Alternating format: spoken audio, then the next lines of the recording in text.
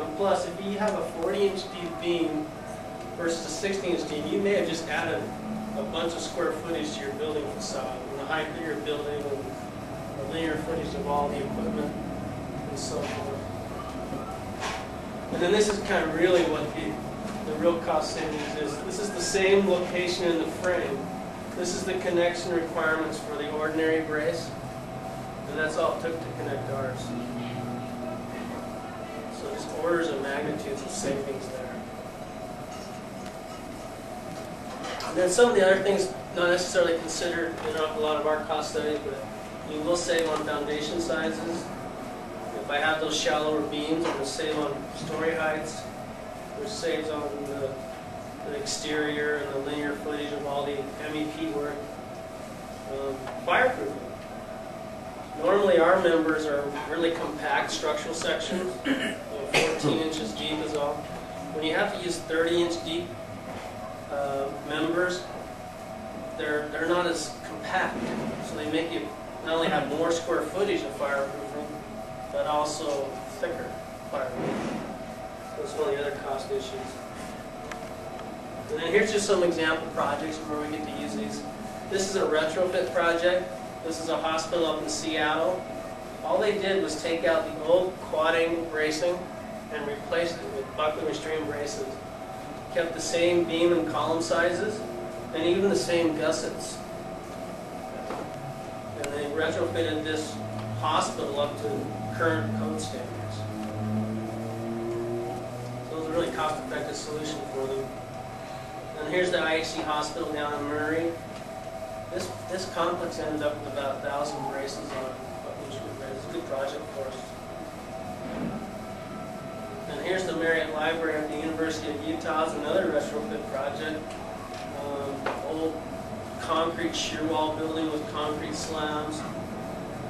It was that lift slab method. They didn't actually lift the slabs up, but they actually cast them in place, but they're on the same type of angle that lift slabs are on. And so if this building deflected, the slabs would come over and gap away from the walls and start bearing more on the outside of these angles, and they would collapse. And if they did that, these whole floors could just start pancaking down. And so they finally got some money together and made the kids at the University of Utah a little safer. And then this is a hospital project in California. And I don't know if you guys know this, but this is the Office of Statewide Health Planning Department. If you're going to do a hospital, they permit you to build a hospital. And they're probably the most stringent jurisdiction I know of, so we just like to say we did one with them.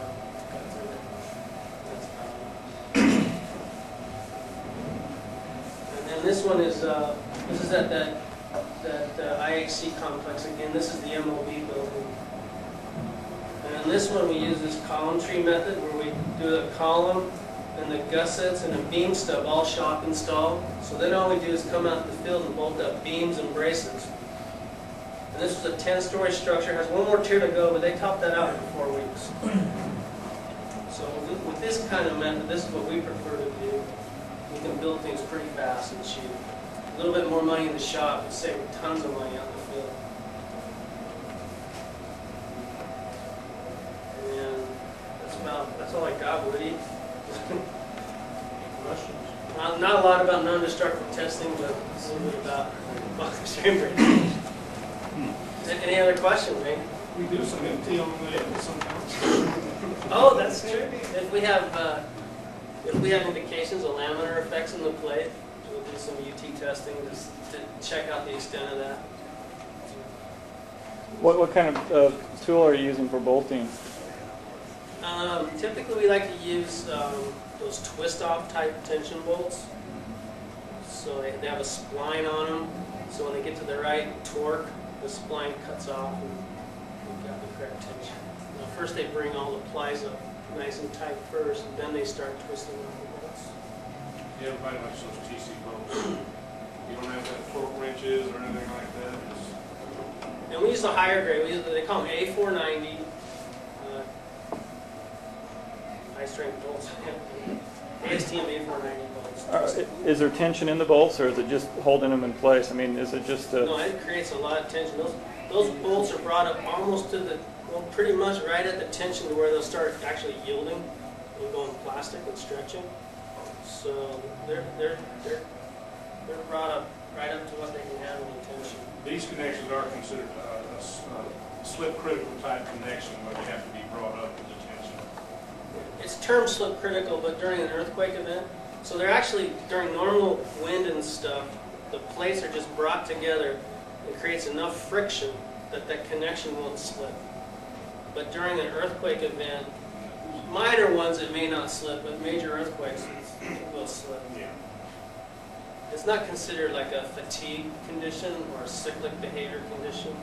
Earthquakes don't fall in that category now. Industrial structures and things like that, roller coasters, they'll fall into those fatigue categories where you just don't want that bolt to slip at all.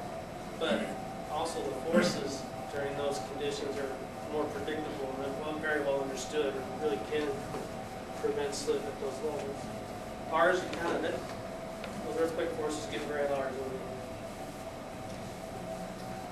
Is there any plans for, after an earthquake event, on ways to test if the braces have failed or not, or is it just kind of by calculations of what you think the brace can hold? So are there any tests in the plans so if that ever did happen that you could go out and test it and see if it has failed or not? There's only a few that I know that you could do. One of them was like the sonic testing I talked about earlier, where you test it before and get a reading for the brace. And so then when you're out in the structure, you can do the same sonic test. You'll hit it at one end and receive the sound at the other end and see if there's any change in that reading. So that's one way. Another way to do it is you can actually put a device on here that will record how much it moved. And it kind of scratches over itself, so it's kind of hard to tell the number of cycles it did, but you at least get some idea of numbers of cycles and the amplitude. You can kind of get that reading anyway because you'll see where the concrete scratches it. Does that.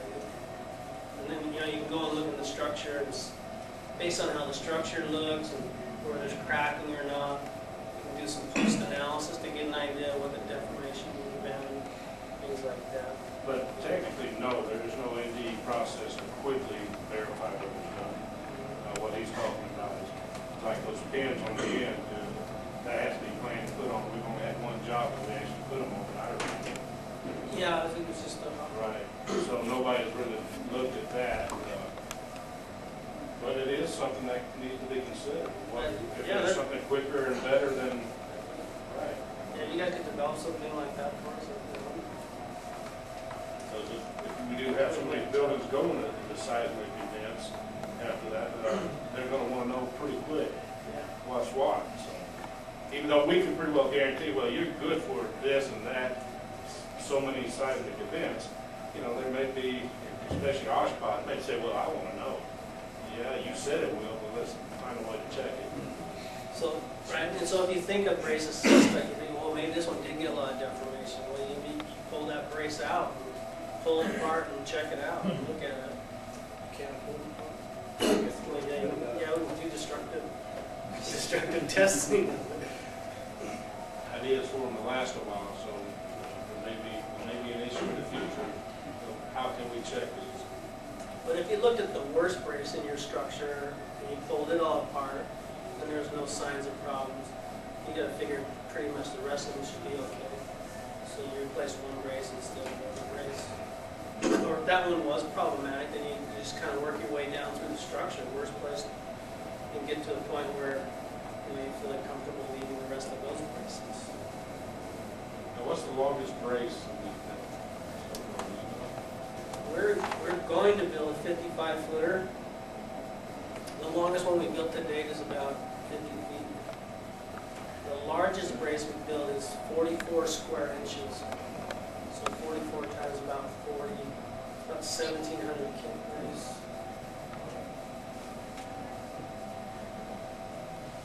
Who keeps the housing set, the case set? We actually put a locking mechanism in the middle, and that proprietary material stops and starts right in the middle, so it's locked. We do account for it if that locking mechanism somehow was compromised and the casing actually slipped down. So we're fully stretched up here at the top, so we have that extra extension out there. And when it comes back in compression, we make sure that that's still stable.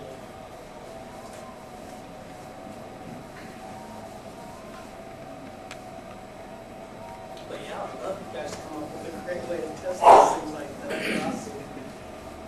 I haven't heard of any yet. We're hoping we'll get to decide. In all of them. I don't want to wish an earthquake on anybody. I really would like to see it.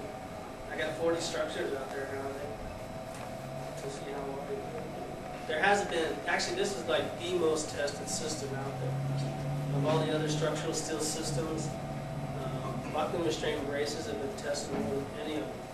There's been over hundreds and hundreds of individual brace tests done, and there's been at least 1, 2, 3, 4, 5 full-scale frame tests done. And 2 of those full-scale frame tests have been multi-story structures and multi-bay frames. One was done at Lehigh University, and the other was done in Taiwan. I forget which facility, but so there's 2 really big tests done, and they all performed very well.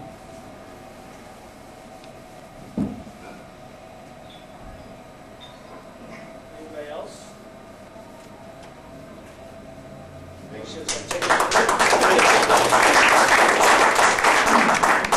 Thanks for coming and putting up with me, talking about my favorite subject. Andy, on behalf of the Greater Salt Lake Chapter Base Team, I'd like to present Spot and our appreciation for coming out and sharing a very fascinating topic. Well, thanks for having us. Appreciate it.